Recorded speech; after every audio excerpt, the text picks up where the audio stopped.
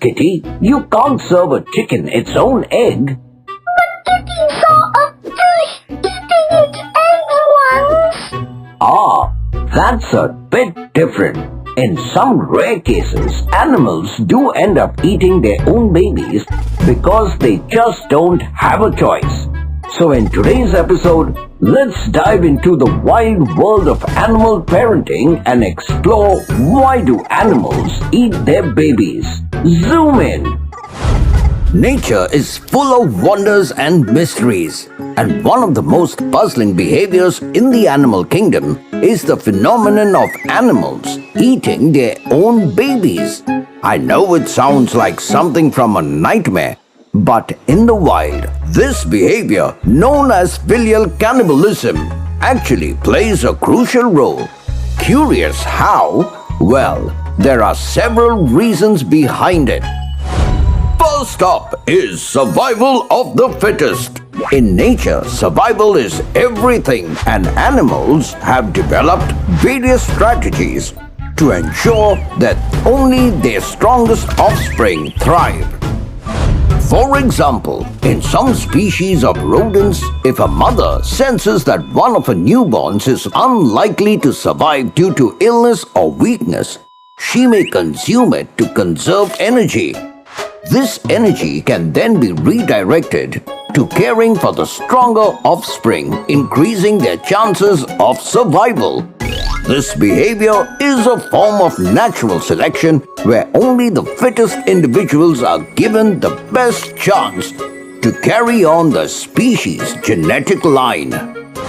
Even some birds, like the American coot, will push weaker chicks out of the nest to focus resources on the stronger ones to ensure that at least some of the offspring survive in tough conditions.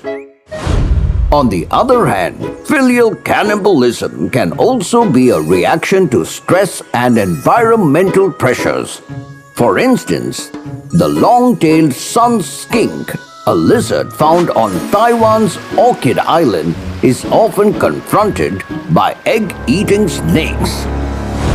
When a mother skink senses that her nest is under persistent threat, she might eat her own eggs. By doing so, she recovers some of the energy she invested in laying the eggs, allowing her to try again later when the risk of predation is lower. Another reason animals might eat their offspring is due to a lack of resources. Bearing beetles are an example of this, who lay their eggs near a small carcass that serves as food for their larvae. However, they often lay more eggs than the food source can support. So to prevent all their offspring from starving, the parents might eat some of the larvae to ensure that the remaining ones have enough food to grow strong and healthy. Filial cannibalism can also occur in response to infestations or diseases.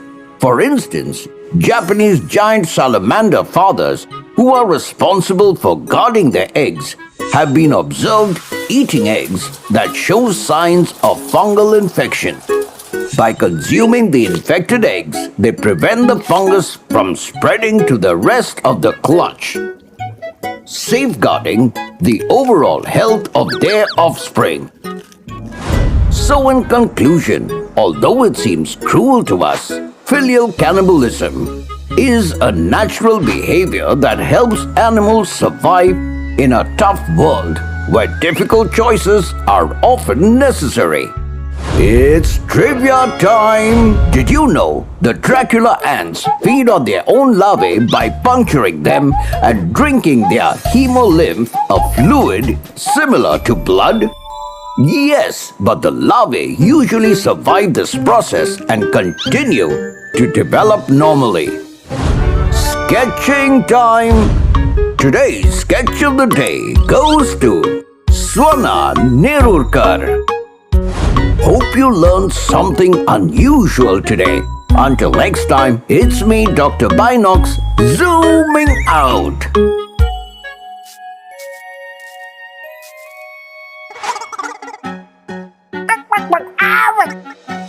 See you in God Never mind.